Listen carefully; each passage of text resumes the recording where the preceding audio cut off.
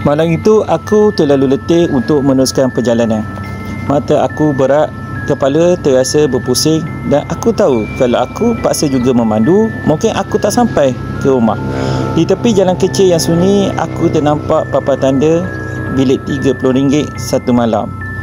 Dalam keadaan penat, aku tak fikir panjang, aku terus masuk ke lobi. Lampunya malap dan kipas siling berputar sambil mengeluarkan bunyi. Pekerja di kaunter pun nampak seperti baru bangun tidur. Tanpa banyak soal, dia hulurkan kunci bilik dan tunjuk ke arah ujung lorong. Lorong hotel itu sepi dengan bau lembab yang terperangkap dalam dinding. Bila aku buka pintu bilik, suasana di dalamnya membuatkan aku terdiam sekejap. Katanya nampak lama, cadarnya berkedut dan warnanya pudar.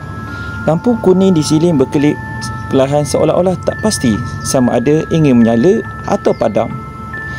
Tapi aku terlalu letih untuk memikirkannya. Aku letak beg, duduk di ujung katil dan cuba tarik nafas lega. Beberapa saat selepas itu, aku terdengar bunyi air. Pada mulanya, aku ingat bunyi dari bilik sebelah. Tapi bila aku diam, aku sedar bunyi itu datang dari tandas bilik aku sendiri. Bunyi shower kuat mengalir macam ada orang tengah mandi. Aku tergamam. Aku rasa macam ada seseorang di dalamnya.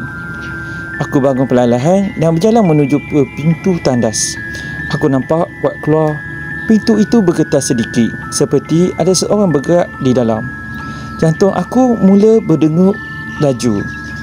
Dengan tangan yang sedikit, aku pegang tombol pintu dan tarik perlahan. Pintu itu terbuka dengan bunyi seram. Aku terus pandang ke dalam. Shower di dalam memang terbuka kuat. Air memecut laju, buat memenuhi diuan. Tapi tiada siapa di dalam. Bukan itu saja, paip itu ketat. Mustahil boleh terbuka dengan sendiri. Aku perlahan-lahan memutarkan paip itu untuk menutup pintu. Dan sebaik sahaja shower berhenti, aku terdengar bunyi seperti air menitik di dari luar. Apabila aku paling ke arah lantai bilik, dada aku terasa jatuh. Ada jejak kaki basah bermula dari pintu tandas, keluar ke bilik dan berhenti betul-betul di sisi katil aku. Jejak itu bukan satu dua, tapi seperti seseorang yang baru lepas mandi, berjalan berkali-kali ke arah katil. Aku ikut jejak dengan mata. Perlahan aku pandang sebelah katil. Cadar di sebahagian itu basah, seolah-olah baru ada seseorang baring di situ selepas mandi. Pada saat itu, bulu roma aku mengemang seluruh badan. Aku melangkah ke belakang tanpa sedar dan tangan aku mencapai tombol pintu bilik. Aku tak fikir apa-apa. Aku tak kemas beg dan tak tutup lampu. Aku hanya keluar dan turun ke lobi dengan secepat mungkin. Dalam keadaan panik, aku cuba jelaskan kepada pekerja. Dia tidak terkejut langsung. Sebaliknya, dia hanya menunduk dan berkata perlahan, "Bilik itu memang lama tak diguna sejak kejadian malam itu." Aku tak sempat tanya apa-apa.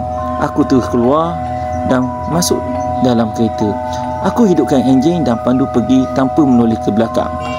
Sepanjang malam, aku tak tidur langsung. Hingga sekarang, aku masih tertanya-tanya, siapa sebenarnya yang mandi dalam bilik itu dan siapa yang baring di sebelah aku.